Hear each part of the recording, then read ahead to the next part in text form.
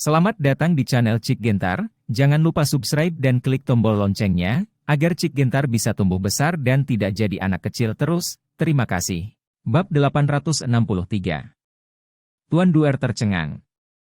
Dia tidak berharap Yekyu melepaskan energi pedangnya begitu cepat.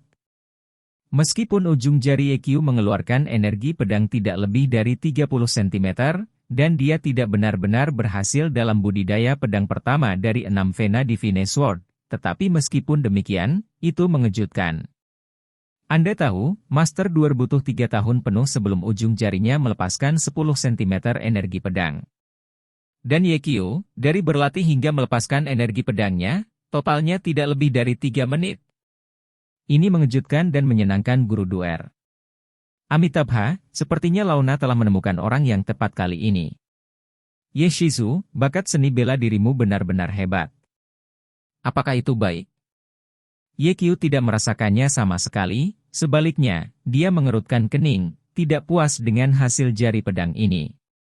Karena ketika dia berada di rumah bayi hari itu, dia menyaksikan dengan matanya sendiri, Master Dui menunjukkan bahwa energi pedang dapat menembus udara, muncul lebih dari 10 meter dalam sekejap, sangat ganas. Kemudian, Yekyu menunjukkan beberapa kali. Hasilnya sama seperti sebelumnya. Jianqi hanya 30 cm. Itu terlalu lemah. Dengan sedikit energi pedang ini, bahkan para master daftar naga tidak dapat membunuh mereka, apalagi berurusan dengan para supermaster di kota terlarang. Yekyu tidak berdamai dan terus berlatih.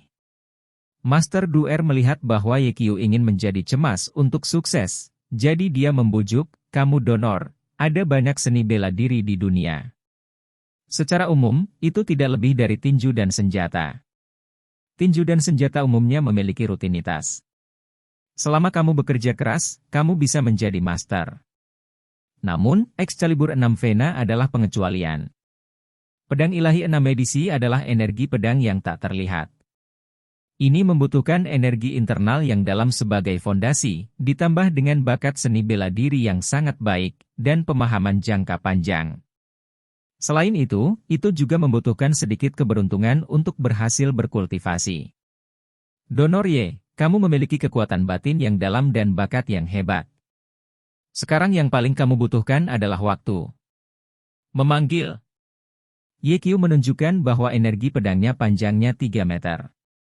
Bab 864. Suara Master Dui berhenti tiba-tiba, menatap Yekyu dengan mata menatap. Ini tidak ilmiah. Launa membutuhkan waktu 10 tahun sebelum ki pedangnya mencapai 3 meter, kenapa Donor Ye hanya berlatih sebentar dan ki pedangnya mencapai 3 meter? Kamu donor, bagaimana kamu melakukannya? Grandmaster Dui mau tidak mau bertanya. Yekyu menjawab, saya baru saja menggunakan meridian untuk menjalankan energi internal saya sesuai dengan apa yang dikatakan Master, dan kemudian memaksa energi pedang keluar melalui ujung jari saya. Guru, apakah saya salah berlatih? Tuan Duer terdiam. Yekyu berkata dengan nada meminta maaf, Tuan, apakah saya mengecewakan Anda? Maaf, bakat seni bela diri saya sebenarnya cukup rata-rata. Apa, ini masih disebut biasa? Apakah Anda mencoba untuk marah? Jika Master Dui bukan seorang biarawan, maka dia pasti akan berkata kepada Yekyu, jika Anda memiliki nama keluarga Ye, Anda akan mati jika Anda tidak berpura-pura menjadi bib. Donor Ye, kamu tidak salah berlatih, kamu, teruslah berlatih. Master Duer hanya berhenti berbicara, dan duduk di samping, menonton latihan Yekyu. Waktu berlalu dengan tenang. Setengah jam, 1 jam, 2 jam. Setelah Yekyu berlatih selama lebih dari 2 jam, energi pedang yang dilepaskan dari ujung jarinya masih hanya 3 meter. Yekyu menghela nafas dan duduk bersila di tanah, matanya terpejam dan tidak bergerak. Master Duer menunggu setengah jam lagi. Melihat bahwa Yekyu masih bermeditasi, dia berdiri dan berkata, Ye Donor, Launa harus bergegas kembali ke kuil Tianlong dan akan segera tinggal. Tolong ingat kata-kata Launa, setelah kamu berhasil berlatih pedang pertama dari pedang 6 Vena ilahi, ingatlah untuk datang ke kuil Tianlong. Pada saat itu, Launa akan menyambutmu secara pribadi. Selamat tinggal. Setelah selesai berbicara, Tuan Duer berbalik untuk pergi. Pada saat ini, Ye Qiu membuka matanya dan mengangkat tangannya untuk menunjukkan. Bab 865. Memanggil. Jian Qi mengejutkan langit. Sebuah energi pedang tak terlihat meledak dari ujung jari Ye Qiu, menembus udara dan mengenai pohon ginkgo 10 meter jauhnya. Batang pohon ginkgo memiliki wastafel yang tebal, dan saat terkena gas pedang, langsung pecah. Master Duer berhenti tiba-tiba dan berbalik untuk melihat Ye Qiu, matanya yang terkejut hampir jatuh ke tanah. Donor Ye, kamu. Ye Qiu tersenyum sedikit dan berkata, Tuan, sepertinya saya telah mempelajari pedang pertama dari Excalibur 6 Vena. Buddha, apakah ini masih manusia? Apa setan? Master Dui tidak lagi tahu bahasa apa yang digunakan untuk menggambarkan keterkejutannya. Anda harus tahu bahwa dia membutuhkan waktu 30 tahun untuk menguasai pedang pertama dari 6 Edition Divine Sword. Tapi Ye Qiu butuh 3 jam. Ini benar-benar lebih populer daripada yang lain. Ketika Master Dui terkejut, Ye Qiu berdiri dan berkata, Tuan, maafkan saya telah membuat Anda menunggu lama. Jika bakat seni bela diri saya lebih baik, maka Anda tidak perlu menunggu selama itu sekarang. Aku sangat menyesal. Master Dui tidak tahu harus berkata apa lagi. Bib tak terlihat adalah yang paling mematikan, dan kata-kata Ye Qiu seperti tamparan guntur di hatinya. Dia ingin mengatakan, Ye Shizu, Anda telah menjadi penyihir seni bela diri yang langka selama 100 tahun, dan Anda masih belum puas. Apakah Anda ingin pergi ke surga? Masih membiarkan orang lain hidup? Tuan Duer tercengang. Tuan. Ye Qiu memanggil 2 kali sebelum membangunkan Tuan Duer. Master Duer kembali ke akal sehatnya, melipat tangannya, membungkuk sedikit kepada Ye Qiu, menekan kegembiraan di dalam hatinya, dan berkata, Donor Ye, selamat atas keberhasilan budidaya pedang pertama 6 Vena Divine Sword. Bab 866. Launa akan bergegas kembali ke kuil Tianlong hari ini dan memberitahu guru berita itu. Donor Ye, kenapa kamu tidak kembali dengan Launa? Ye Qiu tersenyum pahit, Tuan, para junior masih memiliki banyak hal untuk ditangani, jadi saya tidak bisa pergi ke kuil Tianlong untuk saat ini. Lalu Donor, kapan kamu bebas? Dalam waktu setengah tahun. Oke, Launa kembali ke kuil untuk mempersiapkan 5 pedang lainnya, dan menunggu tumpangan kapan saja. Terima kasih Tuan. Ye Qiu membungkuk, berterima kasih kepada Guru Duer. Donor Ye, saya harap Anda dapat segera datang ke kuil Tianlong, selama Anda dapat membuat pedang ilahi 6 Vena muncul kembali di dunia, maka Launa akan memiliki harta lain untuk diberikan. Selamat tinggal.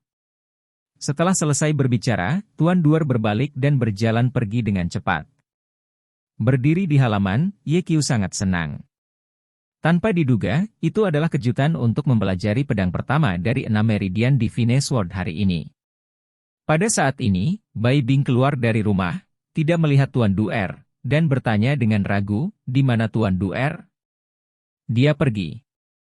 Ye Qiu berbalik, menatap Bai Bing, dan tiba-tiba melangkah maju dan memeluk Bai Bing di pinggangnya. Ah, apa yang kamu lakukan? Bai Bing berteriak.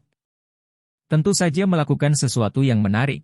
Hehe, Ye Qiu menyeringai, berjalan ke kamar tidur memegang Bai Bing, dan melemparkannya ke tempat tidur besar. Bai Bing tersipu dan berkata dengan malu-malu, kenapa kamu tidak menunggu malam? Rasanya aneh di siang bolong, oke? Saudari Bing, kamu tidak tahu itu hanya menyenangkan di siang hari. Tunggu Ye Qiu, bisakah kamu menjanjikanku sebuah permintaan?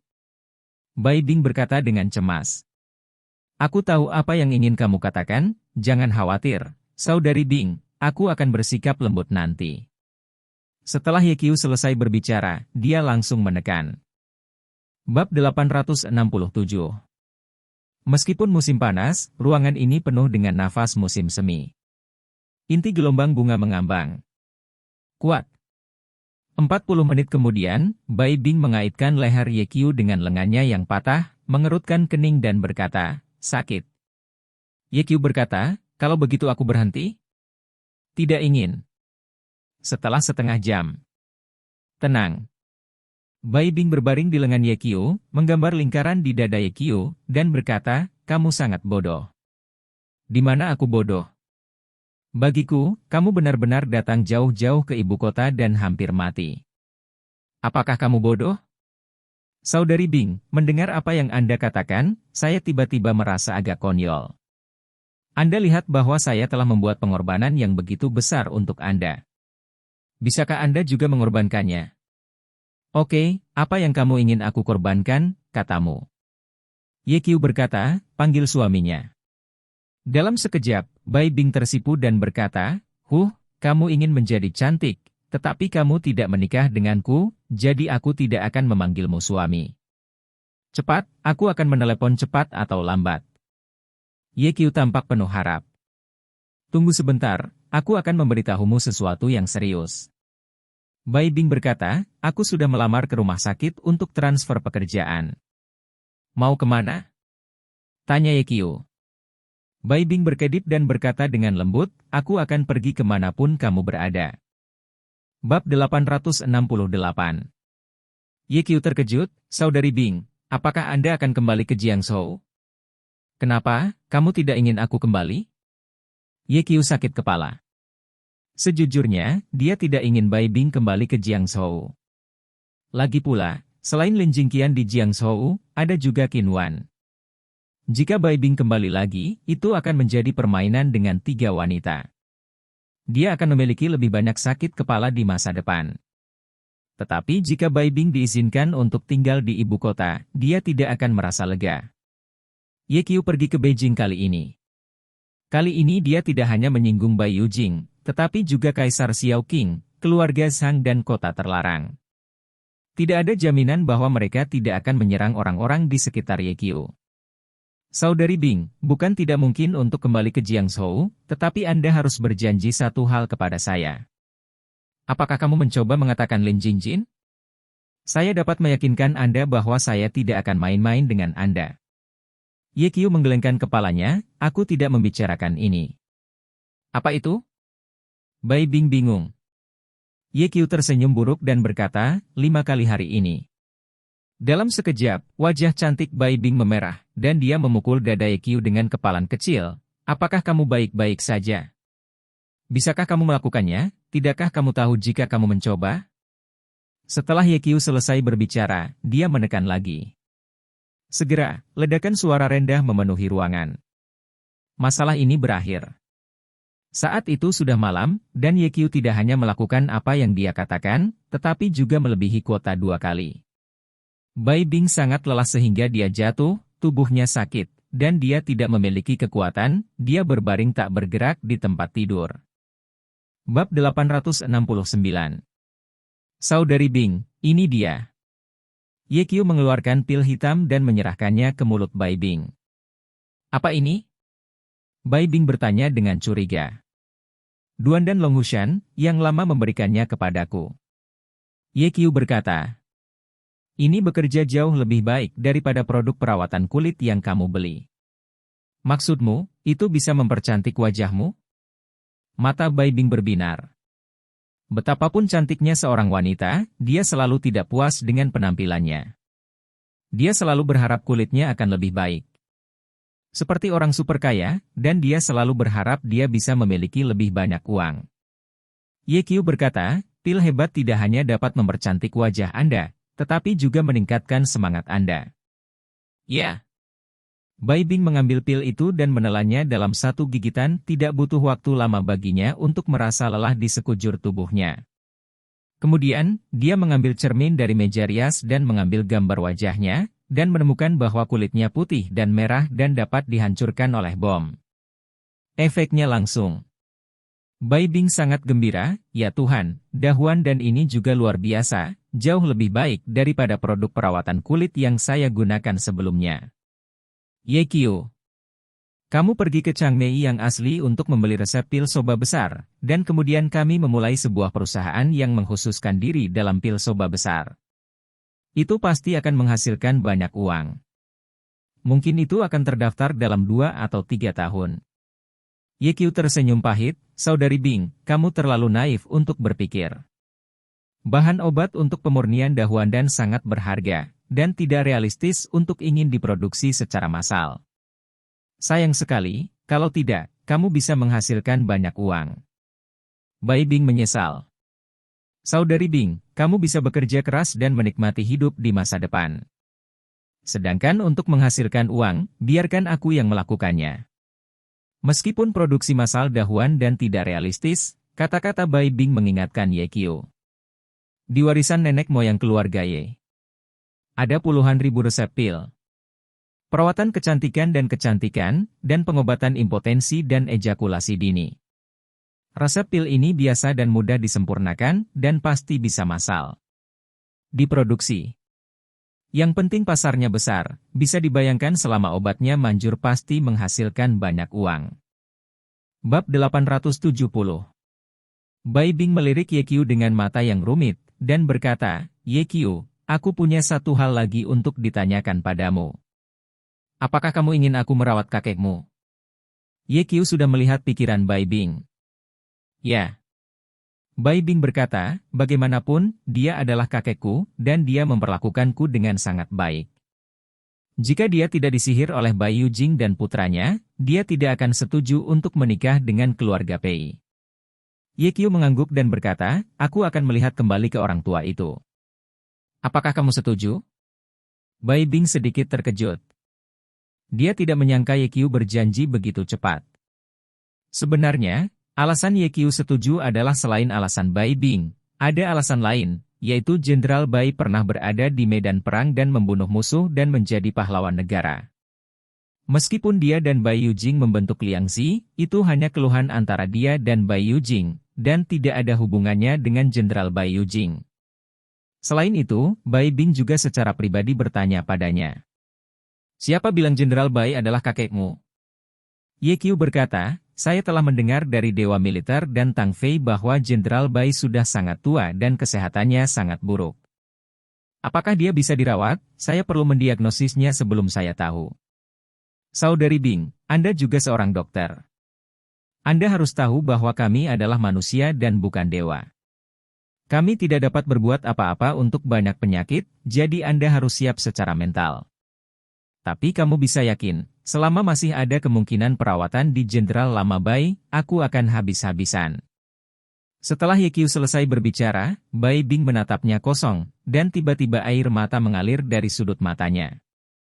Saudari Bing, mengapa kamu menangis begitu baik? Mungkinkah aku mengatakan hal yang salah?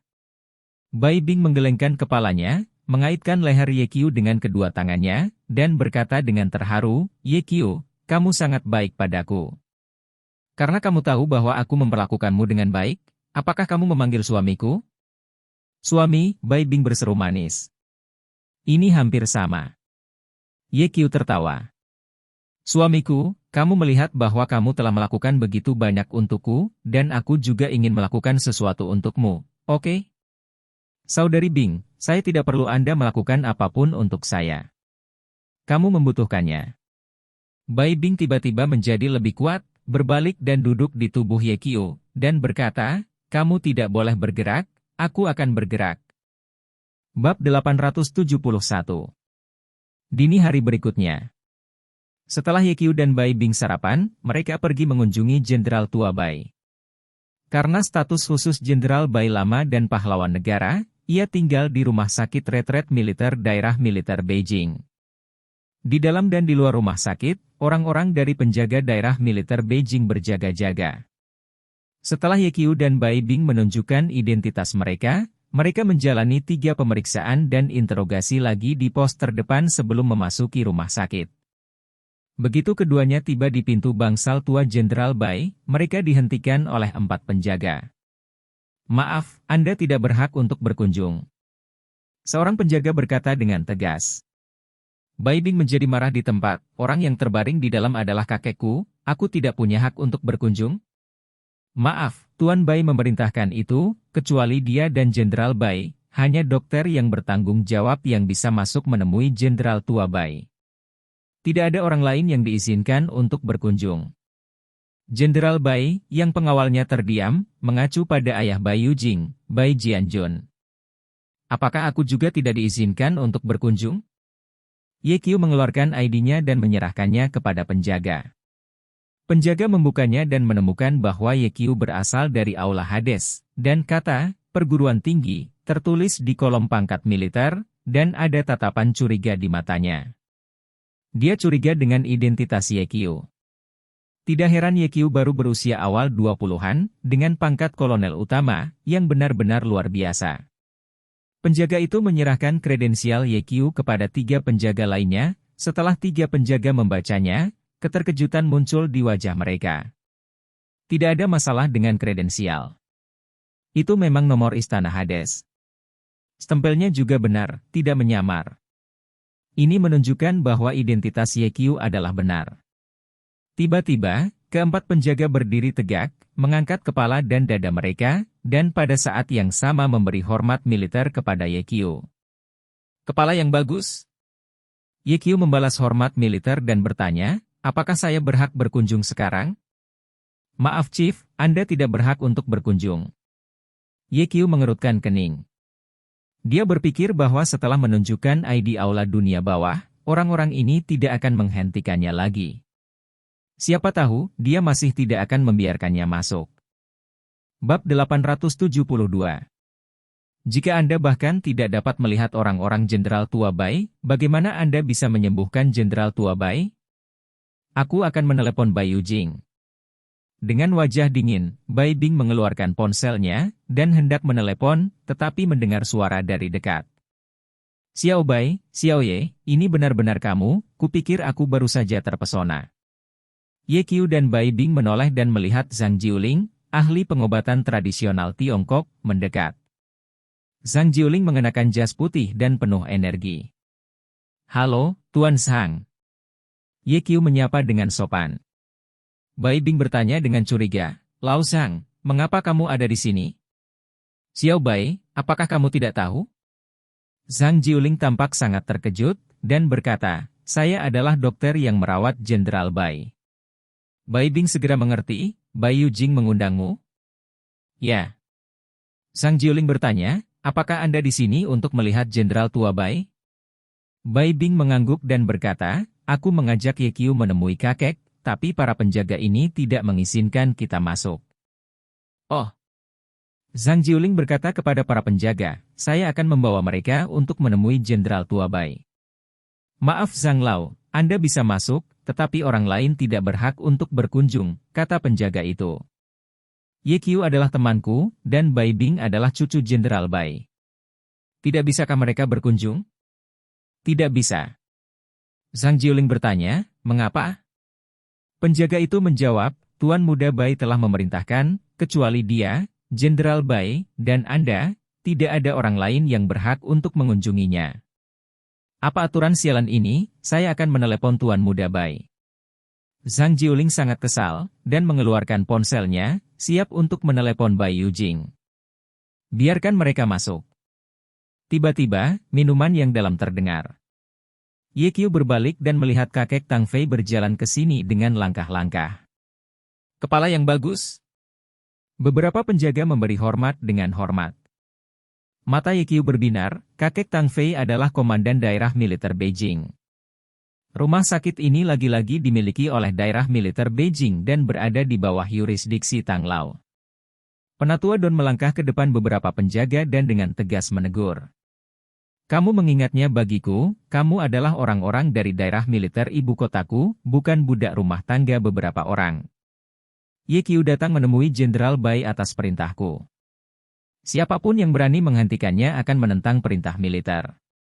Kalian semua tahu konsekuensi dari tidak mematuhi perintah militer. Apakah kalian masih ingin menghentikannya? Wajah beberapa penjaga berubah, dan mereka segera minggir. Ayo masuk. Old Tang selesai berbicara dan mendorong pintu bangsal. Memasuki pintu, Ye Qiu melihat seorang lelaki tua terbaring di ranjang rumah sakit. Sekilas dia mengenali bahwa orang tua ini adalah Jenderal Bai. Rambut putih di kepala Jenderal Bai hampir hilang, dan kerutan di wajahnya seperti jurang di dataran tinggi Loes, bersilangan, ditutupi dengan bintik-bintik penuaan, kurus, dan dia tampak tidak lebih dari 70 jin beratnya. Bab 873. Apalagi seluruh tubuhnya dipenuhi pipa. Kakek, melihat adegan ini, Bai Bing mulai merasa sedih dan tidak bisa menahan air mata. Old Tang berkata, kesehatan Jenderal Bai sangat buruk. Dalam 2 minggu terakhir, detak jantungnya telah berhenti berkali-kali. Jika para ahli mencoba menyelamatkannya, saya khawatir dia akan mati. Zhang Jiuling menghela nafas dan berkata, saya adalah dokter yang baru saja menjabat sebagai dokter kepala Jenderal Bai. Saya melakukan pemeriksaan seluruh tubuh untuk Jenderal Bai 2 hari yang lalu dan menemukan bahwa banyak dari fungsi tubuhnya yang gagal. Jika ini terus berlanjut, Jenderal Bai mungkin tidak akan bertahan lama. Xiao Bai, kamu sebaiknya bersiap secara mental. Bai Bing menyeka air mata dan menatap Ye Qiu. Dia sekarang menggantungkan semua harapannya pada Ye Qiu. Ye Qiu datang ke ranjang rumah sakit dan duduk, memegang pergelangan tangan Jenderal Bai, lalu menutup matanya dan dengan hati-hati memeriksa denyut nadinya. Sekitar 5 menit berlalu. Ye Qiu membuka matanya. Ye Qiu, bagaimana kabar kakekku? Bai Bing bertanya dengan tergesa-gesa. Ye Qiu berkata, denyut nadi Jenderal tua Bai seperti masa air yang tenang, dengan hampir tidak ada fluktuasi. Denyut nadi seperti ini disebut nadi kematian dalam pengobatan Tiongkok. Itu berarti Jenderal Bai sedang sekarat dan tidak ada obatnya. Dia hanya tinggal setengah langkah lagi dari kematian. Jenderal Bai tua sekarang didukung oleh tekad yang kuat. Jika Anda berubah menjadi orang lain, saya khawatir dia akan mati sejak lama. Kalau begitu, bisakah itu diselamatkan? Suara Bai Bing bergetar ketika dia berbicara. Ye Qiu berkata dengan sungguh-sungguh, ini sulit. Bai Bing tidak bisa menahannya lagi, menangis, Kedua orang tuanya meninggal, dan dia menjadi musuh Bai Yujing. Dapat dikatakan bahwa Jenderal Bai adalah satu-satunya kerabatnya di dunia ini. Saudari Bing, jangan menangis, dengarkan aku sampai selesai. Ye Qiu berkata, dengan memeriksa denyut nadi barusan, saya telah melihat bahwa jantung, hati, limpa, paru-paru, dan ginjal Jenderal Bai telah sangat lelah, dan tanda-tanda vitalnya menurun dengan cepat. Menurut situasi saat ini, obat-obatan dan pembedahan tidak dapat menyelamatkan hidup Jenderal Bai. Aku punya cara, aku bisa mencobanya. Adapun apakah itu akan berhasil, sulit untuk mengatakannya untuk saat ini. Jika berhasil, itu tidak akan membuat Jenderal Bai sembuh, tetapi dia bisa membangunkannya, dan dalam setahun dia bisa bergerak bebas seperti orang normal. Bai Bing segera berhenti menangis dan menatap Ye Qiu dengan terkejut di wajahnya. Apa yang kamu katakan itu benar? Ye Qiu berkata dengan serius, tentu saja itu benar. Zhang Jiuling bertanya dengan rasa ingin tahu, Ye Qiu, metode apa yang kamu bicarakan? Meminjam dari langit. Admin. Maaf mau buat kopi dulu, mau masak air dan duduk ngopi, tinggal 20 menit ya lanjut lagi update. Terima kasih dan mohon maaf. Bab 874. Meminjam kehidupan dari surga. Mendengar 4 kata ini, tidak hanya Zhang Jiuling yang tercengang, tetapi Penatua Tang dan Bai Bing juga tampak bingung. Meskipun saya tidak tahu apa itu terdengar seperti bunyi bit. Ye Qiu, apa artinya meminjam nyawanya dari langit? Zhang Jiuling tidak bisa menahan rasa ingin tahu dan bertanya. Ketika dia mendengar 4 kata ini barusan, dia mencari di benaknya, yang aneh adalah dia menemukan bahwa dia bahkan tidak tahu apa artinya meminjam nyawanya dari surga. Anda tahu, Zhang Jiuling adalah keturunan dari ahli medis Zhang Zongjing, dan dia bahkan belum pernah mendengarnya. Dapat dilihat bahwa apa yang Ye Qiu katakan tentang meminjam hidupnya dari langit sangat luar biasa. Ye Qiu berkata, yang disebut pinjaman dari langit, terus terang, adalah meminta kepada Tuhan untuk kehidupan yang berguna. Old Tang mau tak mau memutar matanya. Anda sangat canggung, mengapa Anda tidak meminta uang kepada Tuhan? Meminta Tuhan untuk menunjukkan penggunaan umur, pernyataan konyol seperti itu, Anda tidak bisa mengatakannya. Untungnya, Ye Qiu bukan Tang Fei. Jika tidak, Penatua Don akan menamparnya secara langsung. Ngomong-ngomong, apakah otakmu sakit? Bai Bing tidak percaya, dan berkata, Ye Qiu, apakah kamu bercanda? Ye Qiu tersenyum dan bertanya, Saudari Bing, apakah menurutmu aku bercanda? Bai Bing mengangguk tajam. Ye Qiu terdiam, mengapa tidak ada yang percaya kebenarannya? Ye Qiu, apakah meminjam dari langit ini yang kamu katakan adalah metode legendaris untuk memperbarui kehidupan? Zhang Jiuling bertanya dengan suara yang dalam. Ya, ini adalah metode untuk memperbarui kehidupan. Ye Qiu berkata, Lao Sang layak menjadi ahli pengobatan Tiongkok. Dia memiliki banyak pengetahuan. Zhang Jiuling berkata, ketika saya masih kecil, saya mendengar dari kakek saya bahwa Zhang Zongjing, dokter leluhur keluarga Zhang kami, akan melanjutkan hidupnya. Kemudian, saya juga melihat deskripsi metode memperbarui kehidupan dalam buku medis kuno dalam koleksi keluarga saya. Dikatakan bahwa dokter yang sangat pintar dapat menggunakan teknik rahasia ketika pasien sekarat untuk memperpanjang hidup pasien. Sayang sekali waktu telah berlalu terlalu jauh, dan hanya beberapa kata yang dicatat dalam buku-buku medis, dan tidak ada catatan rinci tentang metode memperbarui kehidupan. Dulu aku berpikir bahwa metode memperbarui kehidupan hanyalah sebuah legenda. Ye Qiu, dengarkan kamu, ya? Zhang Jiuling menatap Ye Qiu dan bertanya. Ye Qiu menjawab, metode pembaruan hidup bukanlah legenda, tetapi yang nyata. Kebetulan saya akan melakukannya. Zhang Jiuling terkejut. Sejauh yang dia tahu, tidak satu pun dari 4 ahli pengobatan tradisional Tiongkok yang mewakili puncak pengobatan Tiongkok dapat melanjutkan metode penyelamatan jiwa. Di mana Ye Qiu mempelajarinya?